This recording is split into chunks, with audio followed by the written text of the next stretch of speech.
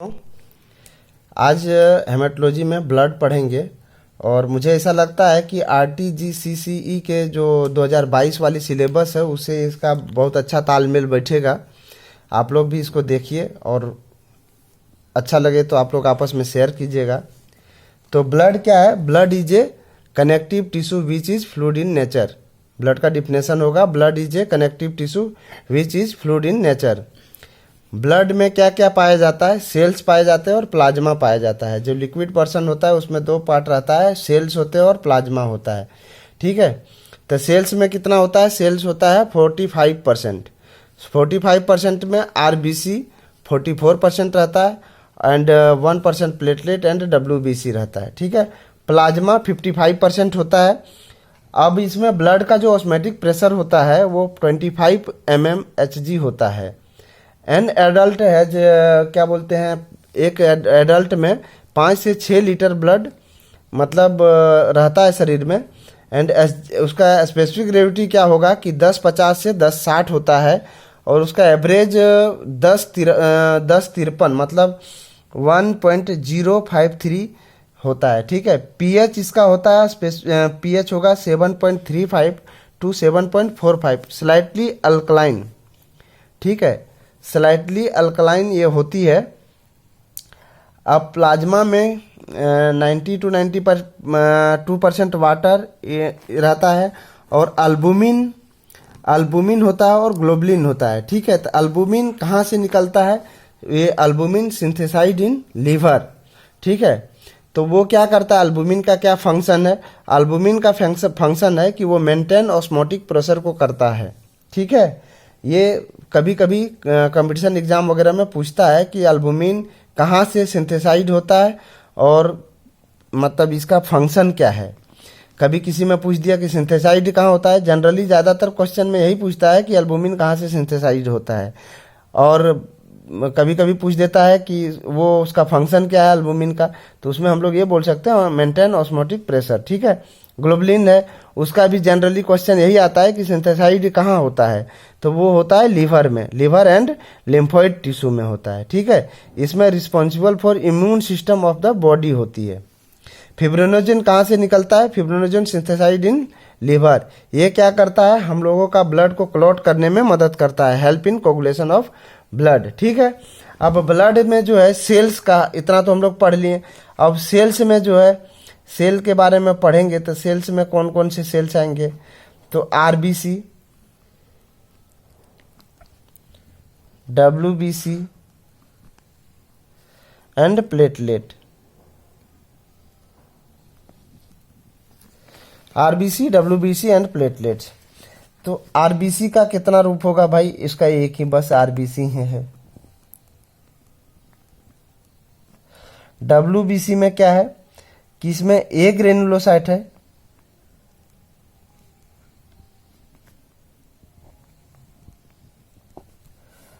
दूसरा है ग्रेनुलोसाइट।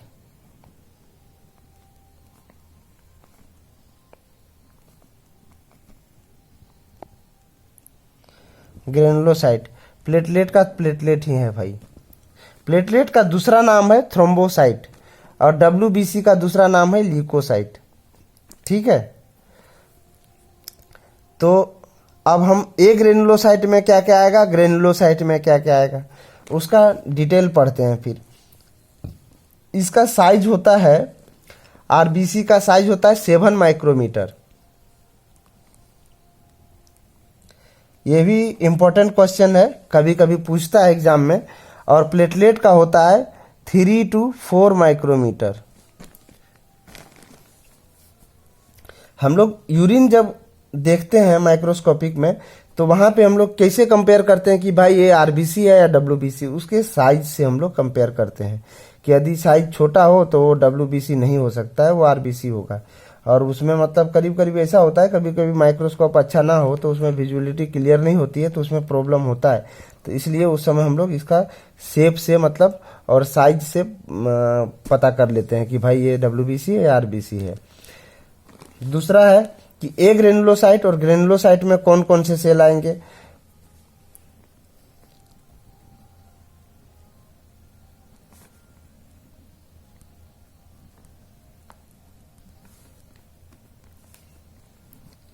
ये ग्रेनुलोसाइट में आएगा लिम्फोसाइट,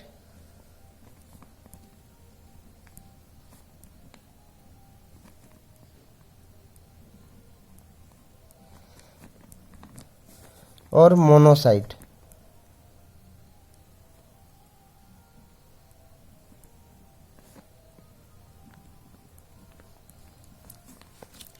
लिम्फोसाइट और मोनोसाइट। ग्रेनुलोसाइट में आएगा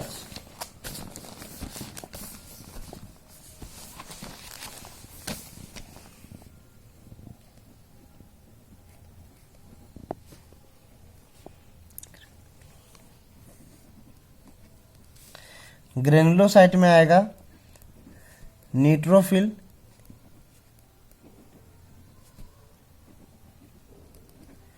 न्यूट्रोफिल्स,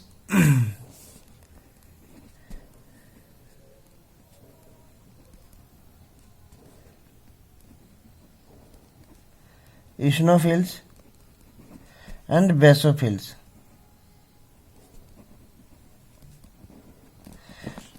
बेसोफिल्स। अब एक ग्रेनुलोसाइट इसको क्यों बोलेंगे मोनोसाइट और लिम्फोसाइट, और ये ग्रेनुलोसाइट को, ग्रेनुलोसाइट और एक ग्रेनुलोसाइट में अंतर क्या होता है?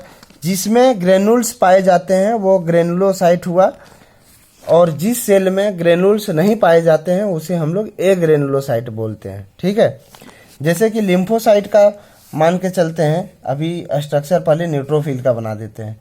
ठीक है, ये रहा न्यूट्रोफिल।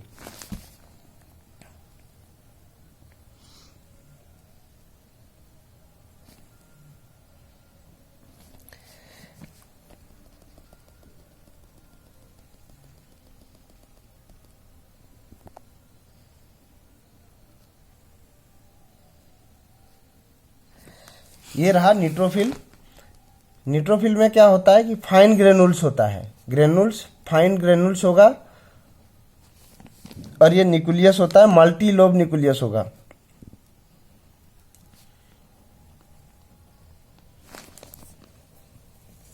मल्टी लोब न्यूक्लियस होगा और फाइन ग्रेनुल्स होगा। ठीक है, इसका साइज होता है ये 12 से 17, 10 से 15 के आसपास होता है माइक्रोमीटर। और इस्नोफिल है, इस्नोफिल का साइज होगा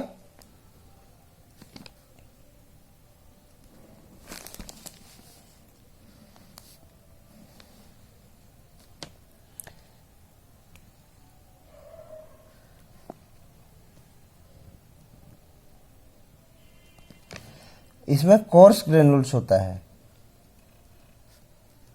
मोटा मोटा ग्रेनुल्स होगा इसमें।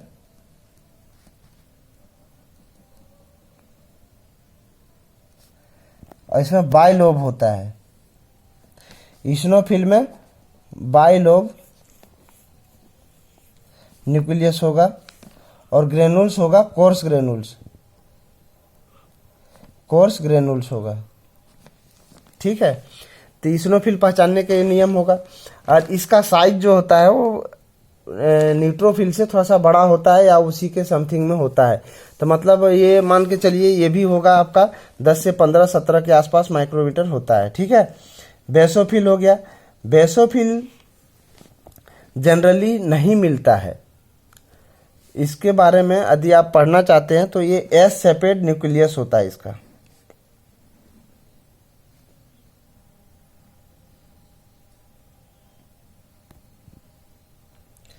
एस सेपेड न्यूक्लियस होता है, क्लियर विजिबिलिटी नहीं होता है इसका, और ग्रेनुल्स इसमें होता है कोर्स ग्रेनुल्स टाइप से ही होता है।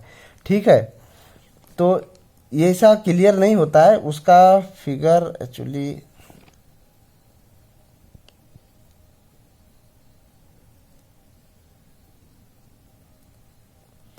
कुछ इस तरह से होता है।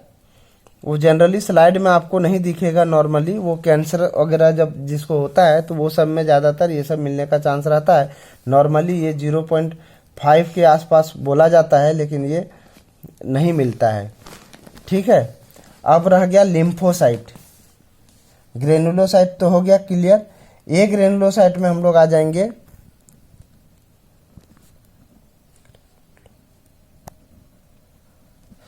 हाँ, एक चीज ध्यान दीजिएगा, इससे हिस्टामिन रिलीज होता है बेसोफिल से, ठीक है। और इसिनोफिल क्या करता है, किस कंडीशन में बढ़ता है, किस कंडीशन में घटता है, वो दोस्तों मैं कोशिश करूंगा नेक्स्ट वीडियो में बताने के बारे में। अभी आप पढ़ लीजिए ए ग्रेनुलोसाइट के बारे में। ए ग्रेनुलोसाइट को कैसे पहचानेंगे,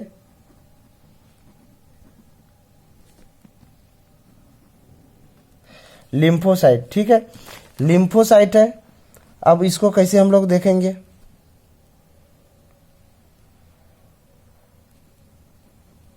इसमें ग्रेनुल्स नहीं पाए जाते हैं। इस टाइप का स्ट्रक्चर होगा,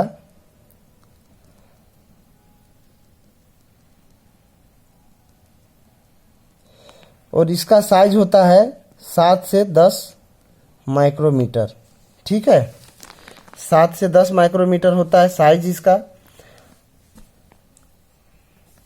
इसके अंदर कोई ग्रेनुल्स नहीं है, ओवेलोसाइट जैसा एकदम मतलब क्लियर बड़ा सा न्यूक्लियस होता है, ठीक है। अब मोनोसाइट, मोनोसाइट को कैसे पहचानेंगे भाई, हॉर्स शूज शेप में होगा इसका न्यूक्लियस। इसमें भी आपका सिर्फ यहाँ पे साइटोप्लाज्म पाया जाएगा, साइटोप्लाज्म पाया जाएगा, और ये न्यूक्लियस है, ठीक है। अब इसमें भी वही है, न्यूक्लियस पाया जाएगा, वो हॉर्स शेप में पाया जाएगा, और साइटोप्लाज्म होगा, साइटोप्लाज्म। तो इसको हम लोग ऐसे पहचान सकते हैं।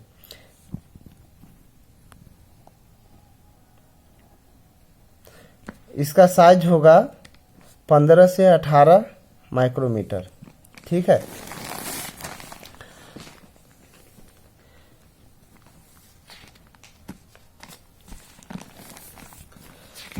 आरबीसी का साइज नहीं बताएं।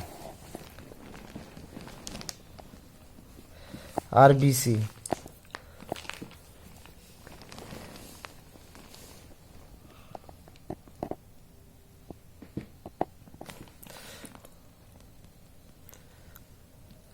आरबीसी कैसा होता है, डिश लाइक स्ट्रक्चर होता है। आप लोग सीडी का डिश देखे होंगे या डीवीडी का डिश देखे होंगे। आजकल तो दोस्तों डीवीडी का ज़माना ही ख़त्म हो गया, पहले वीसीआर ख़त्म हुआ, फिर अभी डीवीडी का ज़माना ख़त्म हो गया। तो ये डिश लाइक स्ट्रक्चर दिखता है, ठीक है, और इसका साइज होता है 7 माइक्रोमीटर, ठीक है। दूसरा है डब्ल्यूबीसी, ये क्या बोलते हैं, प्लेटलेट।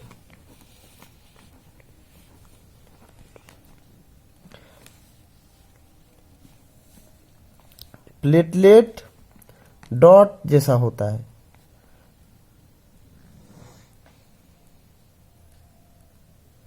कहीं कहीं ऐसे गुच्छा में रहता है, ठीक है। तो ये हो गया प्लेटलेट, इसका होता है 3 to 4 माइक्रोमीटर, 3 to 4 माइक्रोमीटर इसका साइज होता है। और इनका ये मदद करता है ब्लड क्लॉटिंग में, ठीक है। डब्ल्यूबीसी मदद करता है किसी भी डिजीज से लड़ने के लिए। आरबीसी तो दोस्तों आप लोग जानते ही होंगे कि उसमें हीमोग्लोबिन होता है, तो वो बहुत इम्पोर्टेंट चीज़ है। तो धन्यवाद दोस्तों, नेक्स्ट वीडियो में आपको मैं बताऊंगा इसका फंक्शन।